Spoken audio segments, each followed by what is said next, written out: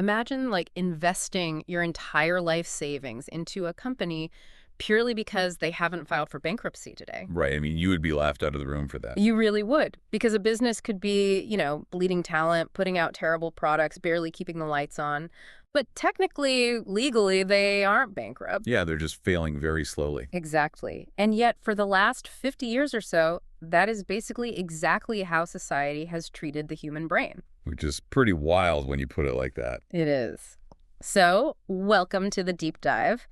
Today, our mission for you is to untangle one of the most consequential category errors in how the public, and honestly, even clinicians, talk about the mind. Yeah, we are working through a really fascinating stack of sources today. We've pulled from academic frameworks, World Health Organization guidelines, historical activism records, and even some of the most famous and, frankly, infamous psychology experiments of the 20th century. And they all kind of converge on this single, really vital distinction, right? Mental health versus mental illness. Yes. And the core revelation here, the paradigm shift that we're going to explore today, is that these two terms are not opposites. Right. Moving away from illness doesn't automatically mean you are, moving toward health. Exactly. But to get there, to really understand that, we need to lay down some foundational definitions first, because the vocabulary we use every day is pretty much tripping us up. So true.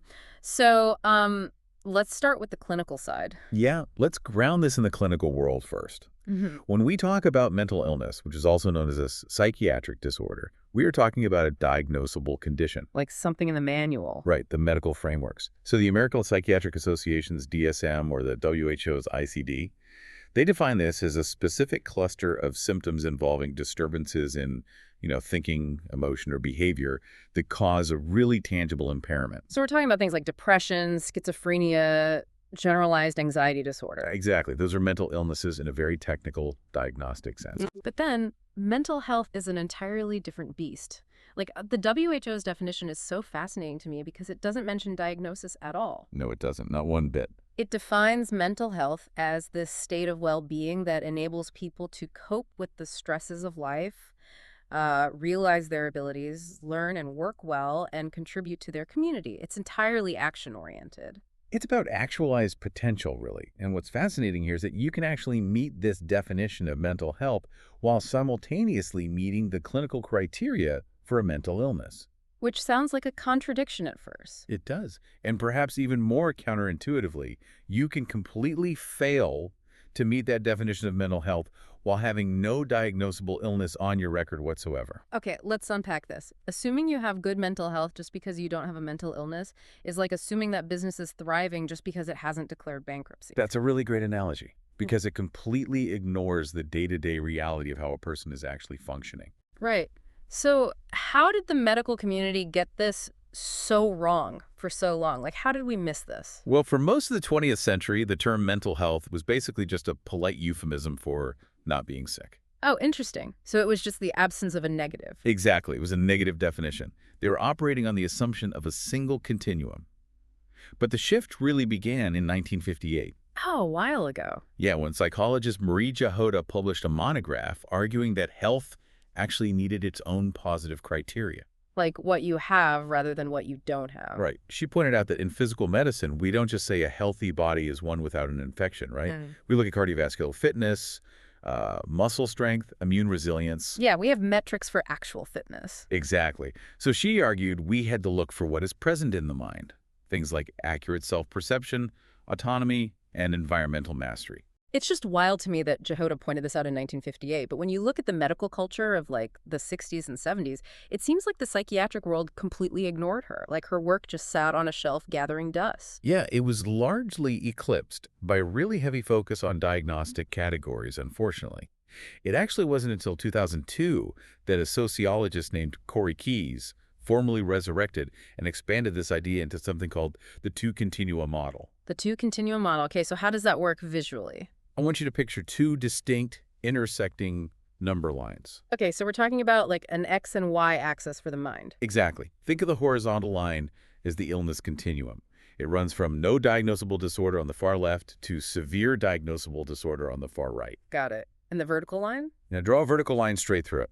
That is the health continuum. It runs from languishing at the absolute bottom, which denotes poor functioning and low well-being, up to flourishing at the top, which Mm. represents a thriving, purposeful, really socially connected life. Wait, so if these lines cross and create four separate quadrants, they aren't moving in tandem. You're saying someone's location on the vertical health line can be completely independent of their location on the horizontal illness line.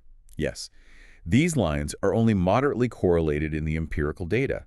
All four combinations of health and illness are incredibly common in the real world. Wow. And recognizing this completely rewrites the mechanics of how we treat psychological suffering. So let's map out what happens when these lines actually cross, because this shatters some massive misconceptions. If we look at the quadrant where someone has high illness but also high health, we find something truly remarkable. Yeah, we call this quadrant struggling but flourishing. Hmm. Picture a person with a really severe formal diagnosis like bipolar disorder or schizophrenia, for example, who is nonetheless functioning at a very high level. Right. They hold fulfilling jobs, they maintain strong social relationships, and they possess a really deep sense of purpose. Which totally busts the misconception that a mental illness diagnosis permanently takes good mental health off the table. But how does that actually work mechanically? I mean, how can the brain be sick and healthy at the exact same time? Because illness symptoms can be episodic, right? Yeah. Or they can be managed, or even deeply integrated into a person's life while they are actively building psychological resilience and community support. So the illness is there, but the support is stronger. Yes. And this specific quadrant forms the empirical backbone of what we call the modern recovery model in psychiatry. Okay, tell me about that. Who started it? Well, it was championed by researchers like William Anthony and fierce advocates like Patricia Deegan. Oh, I read about Deegan in the sources. Yeah, her story is amazing. Deegan herself was diagnosed with schizophrenia as a teenager, and she was told by doctors to essentially just give up on her ambitions, like to accept a diminished life. But she didn't. She became a psychologist. Exactly. She became a psychologist. The recovery model proves that recovery isn't about finding this magical biological cure to just erase the illness line. Right. It is about building a meaningful, flourishing life alongside an ongoing condition. You build scaffolds. Here's where it gets really interesting, though. Let's look at the exact opposite quadrant: low illness and low health. So you have no diagnosable disorder, but you are at the absolute bottom of the flourishing scale. You are just languishing. Yeah. Languishing is this state of feeling flat, disengaged, empty, and just stuck. You're not acutely sick, but you're definitely not well. Right. You aren't experiencing the acute panic of an anxiety disorder or the profound despair of major depression, so you wouldn't qualify for a DSM diagnosis. But what's terrifying is that not sick yet does not mean safe. According to Key's research in our sources, languishing actually predicts a significantly higher future risk of developing major depressive disorder. Yes. And if we connect this to the bigger picture, the mechanism behind why languishing leads to depression is essentially emotional atrophy. Like your muscles wasting away, but for your mind. Exactly. When you are languishing, your psychological resilience is depleted. Your social feedback loops shrink, and you just lose your cognitive buffer against stress. So when a life stressor inevitably hits, like a job loss or a bad breakup, your brain just doesn't have the structural support to handle it. Right. It makes you highly vulnerable to a severe clinical episode. The absence of symptoms is not a shield. Languishing is a blaring warning light on the dashboard. I do want to push back on the flourishing side of that line, though, because when I hear the word flourishing, it sounds like a fancy academic word for just being happy all the time. And striving to be constantly happy sounds exhausting and, frankly, completely unrealistic. Well, it is unrealistic. And equating flourishing with constant happiness is a massive misconception. Oh, okay. So what is it then? In psychological research, well-being is actually split into two distinct types. There is hedonic well-being, which is, the pursuit of pleasure, comfort, and positive affect. Feeling good. Right, like eating a good meal or watching a fun movie. Yeah. But flourishing is actually grounded in eudaimonic well-being. Ah, eudaimonic. So we're moving away from fleeting pleasure and talking about deep Aristotelian life meaning here. That's the exact origin of the term, yes. Yeah. Psychologist Carol Reif built a really widely used, rigorous model around this, focusing on specific functional mechanisms, meaning personal growth, purpose in life, and self-acceptance. Okay, so mechanically, a person can feel a full range of incredibly difficult, heavy emotions like grief, deep frustration, acute sadness over a loss, and still be completely mentally healthy and flourishing according to these criteria. Absolutely. Yeah. Because their suffering has context and purpose. Chronic pleasure-seeking without any deeper purpose or community connection is actually the opposite of what flourishing means in this research. That makes so much sense. So if a person's underlying functioning, their eudaimonic health, can be totally disconnected from their clinical diagnosis, we have to ask a pretty uncomfortable question. What's that? How solid and objective is that horizontal illness line in the first place? Ah. Yeah, this raises a really important question about the history of psychiatry itself. The illness line we use today actually traces back to the late 19th century to a German psychiatrist named Emil Kraepelin. And he didn't have brain scans back then. He didn't have biomarkers or blood tests to identify these illnesses, did he? He had none of that, so the only mechanism he had to identify illness was longitudinal observation, just watching people over time. Just looking at behavior. Right. He systematically grouped behavioral symptoms into discrete, nameable categories based on their long-term course. Yeah. And his categorization approach actually became the direct ancestor of the DSM. The diagnostic manual first published by the American Psychiatric Association in 1952. Exactly. But because it is based on grouping symptoms, it relies heavily on clinical judgment and, well, human interpretation. It does. Which brings us to 1973 and one of the most wild studies in the history of psychology, the Rosenhan experiment. Oh, this is a famous one. It's crazy. So David Rosenhan and 7 other researchers, none of whom had any genuine psychiatric symptoms, walked into psychiatric hospitals and claimed they were hearing a single vague voice saying the word thud. That was it, just It was thudding back. thud. And the results sent absolute shockwaves through the medical community. All 8 pseudo-patients were admitted, and 7 were diagnosed with schizophrenia. Which is astounding. But here is the kicker. Once they were admitted to the wards, they stopped faking entirely. They behaved completely normally. They told the staff they felt fine and weren't hearing voices anymore. But they couldn't get out. No, they were hospitalized for an average of 19 days. Yeah, and the mechanism at play here is what Rosenhan called diagnostic overshadowing, which is basically a severe form of confirmation bias. How so? Well, once the clinicians applied the label of schizophrenia, it created a cognitive framework that filtered all subsequent observations. Ordinary behavior was suddenly pathologized. Like when they were taking notes. Exactly. When the researchers took notes for their study, the hospital staff literally recorded this in their medical charts as writing behavior, viewing a perfectly normal activity as a compulsive symptom of their illness. And when they were finally discharged, the doctors didn't even admit they had made a mistake. They discharged them with the label schizophrenia in remission. Wow. Now, we do have to add a massive caveat here because our sources demand it. In 2019, journalist Susanna Cahalan published a deep dive investigation called The Great Pretender. Right, I've read about this. She dug into Rosenhan's original notes and found huge inconsistencies. Like, she could only verify a fraction of the pseudo-patients, which raised serious doubts about whether the study was actually scientifically rigorous or if Rosenhan outright fabricated parts of his data. Which is a critical caveat that definitely changed how psychology views that era. However, the reason the Rosenhan story still holds so much cultural weight is that the underlying lesson remains totally valid. Yeah, it shattered the misconception that psychiatric diagnoses are perfectly objective, like setting a broken bone. Exactly. Yeah. Diagnoses are judgments. They are based on symptom clusters, thresholds, and cultural context.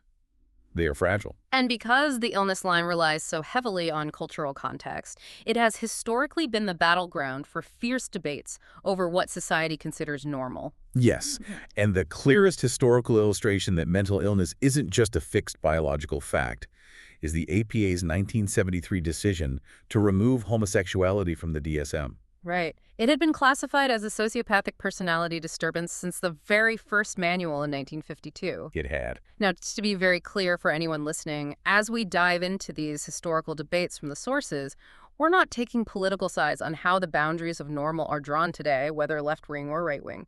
We are just impartially exploring how these original source materials show the evolution of what society deemed clinically normal. And that is a really important boundary to set. Looking purely at the history from the text, the removal of that classification was driven by 2 main forces. Activism being one of them, right? Yes, relentless activism. Figures like psychologist Frank Kameny and organizer Barbara Giddings confronted the psychiatric establishment directly. And there's the Dr. Anonymous panel. Right. At a famous 1972 APA convention, a psychiatrist named John E. Fryer testified on a panel as Dr. Anonymous.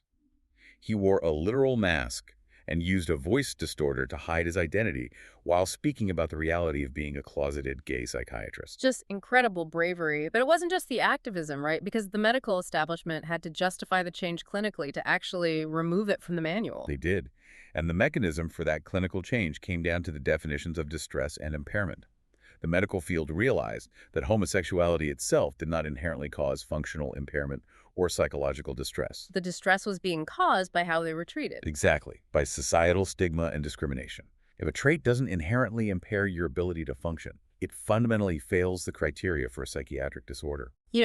This tension between biology and societal norms led to some pretty radical critiques of the entire field. Like in 1961, psychiatrist Thomas Szasz published The Myth of Mental Illness. Oh, yes. Very controversial book. He argued that framing psychological suffering as a medical illness was a massive category error. He claimed these were just problems in living, not literal diseases with discoverable lesions in the brain. Yeah, Saz argued that by medicalizing human struggles, we strip people of their agency and we obscure the social environments that are actually causing their pain. Which is a heavy critique. It is. Now, it's vital to note that Saz's strict view is really a minority position within psychiatry today. Critique of the science, right. Yeah, in the decades since 1961, massive advances in genetics, neuroimaging, and treatment response data strongly support the biological underpinnings of conditions like schizophrenia and bipolar disorder. So there is a real biological component. Absolutely. However, Saz's argument remains highly influential, particularly in critical psychology and disability rights frameworks, which emphasize looking at the social environment rather than just medicating the individual. It seems like that criticism can actually be pointed at both axes of our two-continuum model. I mean, if the illness line can be critiqued for over-medicalizing life, what about the health line? Is there a downside to pushing flourishing on everyone? Oh, there absolutely can be. Corey Keyes' concept of flourishing is closely tied to the positive psychology movement, which launched in the late 1990s under psychologist Martin Seligman. Okay, and what's the issue there? Well, critics argue that an unnuanced emphasis on flourishing can really easily veer into toxic positivity. Oh, right. It's like telling someone to just look on the bright side and find their eudaimonic purpose while their house is literally on fire. Exactly. The danger is that it implicitly blames the individual for languishing or for being ill. If flourishing is framed purely as a mindset, it completely undersells how much our mental health is dictated by structural and material conditions. Yeah, you cannot simply mindset your way out of poverty or systemic discrimination or a lack of access to basic health care. You really can't. So what does this all mean for us? We've mapped the history, we've looked at the science and the sociological debates, but how does this two-line framework actually change the way we live and structure public health today? Well, first, it changes how we view the sheer scale of the issue. Mental illness is not some rare problem relegated to the margins of society. The WHO estimates that roughly 1 in 8 people globally are living with a mental disorder. 1 in 8. Yes. And in the U.S., data from the National Institute of Mental Health shows that in any given year, 1 in 5 adults experience mental illness. So it's everywhere. It is so ubiquitous that the old public health strategy, which was basically to pour all our resources solely into treating severe illness and consider the job done, is mathematically doomed to fail. Because even if a magic wand cured all clinical illness tomorrow, you would still have millions of people who are completely languishing on that vertical axis. Precisely. Which is why modern public health bodies endorse a strategy of parallel investment. We must treat illness using the biopsychosocial model. Okay, let's break that word down for the listener because it's quite a mouthful. Biopsychosocial. Good idea.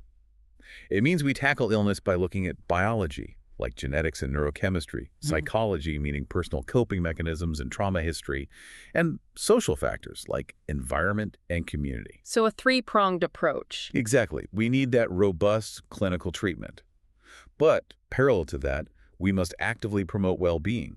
We have to design better workplaces, foster social connection, and create community infrastructure to systematically pull people out of languishing. This framework feels incredibly relevant when we look at the post-pandemic world.